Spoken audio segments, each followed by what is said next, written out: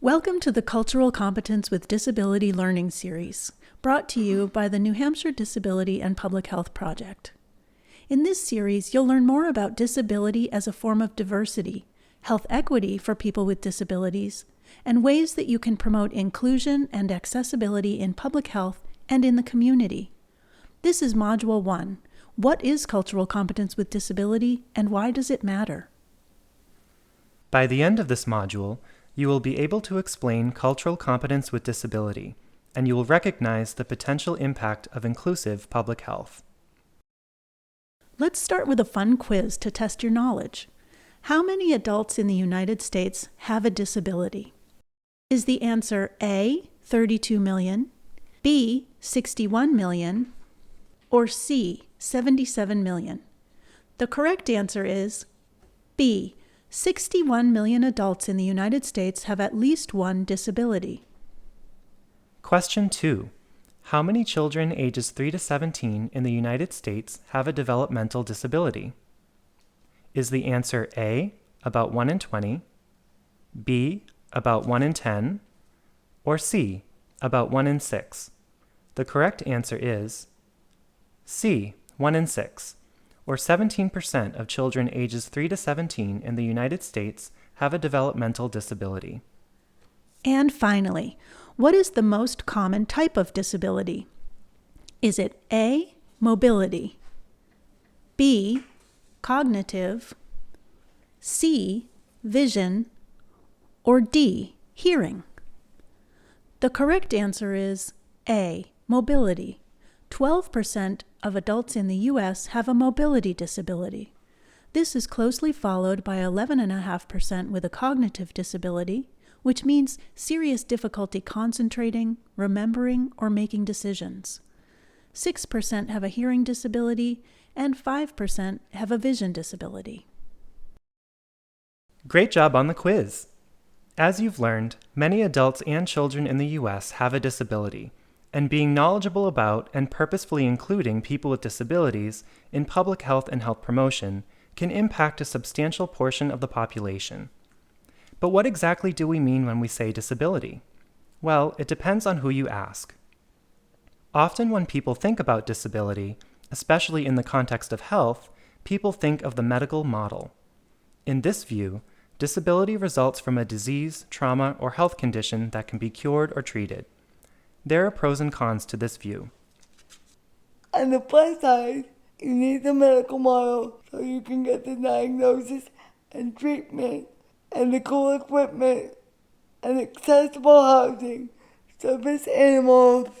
Some aspects of disability can be and should be treated in order to live a healthy life. I go to physical therapy to maintain strength and comfort. The downside of the medical model is that it says something is wrong with my body. I like people to think of disability as diversity and not deficit. Sometimes my disability can be a strength. The medical model focuses on limitations, not my strengths. Now includes a family therapist, an activist, and an author was the first person to tell me I didn't need to be fixed, and that was really liberating. On the other hand, in the social model of disability, disability is defined as a complex interaction between a person and the environment in which they function. I like this definition because I'm not seen as a burden. The disability is not the problem. The issue is when the environment is not set up to accommodate the person with the disability. When things are set up so that I can get around and do what I need to do independently, the disability is not such a big deal. For example, in my kitchen, I can cook. But if I was in somebody else's kitchen, I probably couldn't even get myself a drink of water. The disability doesn't go away, but it's no longer a problem. It just is. There are pros and cons to this model too. We use this model in our project because it discourages seeing people with disabilities as unhealthy, unusual, or separate. Instead, society is encouraged to remove barriers to participation. So how does all this fit with cultural competence, and what can we do to become more culturally competent with people with disabilities? Cultural competence concerns the ability of providers and organizations to effectively deliver public health services that meet the social, cultural, and linguistic needs of people they serve.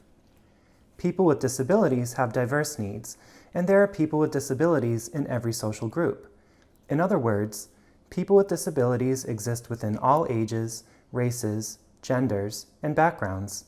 We'll talk more about this in another module. There are probably already ways that you address cultural competence in the work that you do.